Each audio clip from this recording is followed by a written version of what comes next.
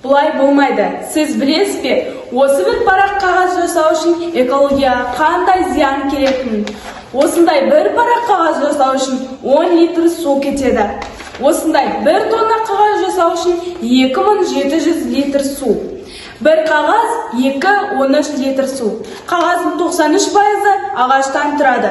2024 жылы 48 миллион 166 мың 972 тонна қағаз өндірілген. 2024 жылы 3 миллион 210 мың 56 ағаш кесілген. Қағаз өндірісі тек қана ағаш пен судың шығынына емес, сонымен қатар басқа да энергия көздерінің шығынына алып келеді. Сонымен қатар қағаз өндіру барысында парниктік газдар, көмірқышқыл газы және де целлюлоза бөлінеді. Өкінішке орай қазіргі таңда ешкім қағазды қайта өңдемейді. Осы әлемдік қоқыстардың 30% қағаз өнімдері екенін байқадық.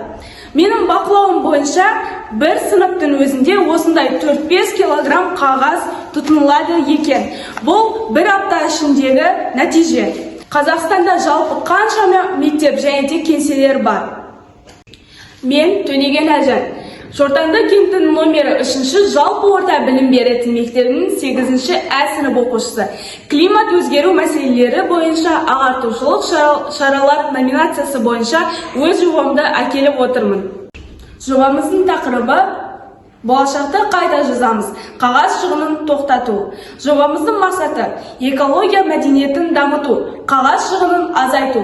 Мектеп оқушыларына және жалпы қоғамға осы мәселені хабардар ету. Осы мәселе бойынша арнайы қағаз қораптарын мектепке бұрыштарына орнаттық. Бұл қағаз қорабының үстінде арнайы статистика жазылған. Және де бұл қорапқа оқушылар өздері қолданған жарамсыз қағаздарын салады.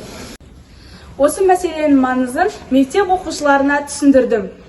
Осы мәселе бойынша арнайы күнтізбелер істеп мұғалімдерге тараттым. Бұл күнтізбенің үстінде тек қана ай күн емес, сонымен қатар менің жобамның маңыздылығы да жазылған. Қағаз шығынын қалай тоқтатуға болады? Бірінші, қазіргі таңда технология дамыған заман. Әрбір оқушының қолда өздерінің ұялы телефондары мен мектепте арнайы компьютерлері бар. Және де осы арқылы қағазды шығармай, керісінше бұлтты технологияларға ауысу керек. Екінші, қайта өндіру, қайта қолдану. Қағаз шығынын азайту принциптарын қолдану.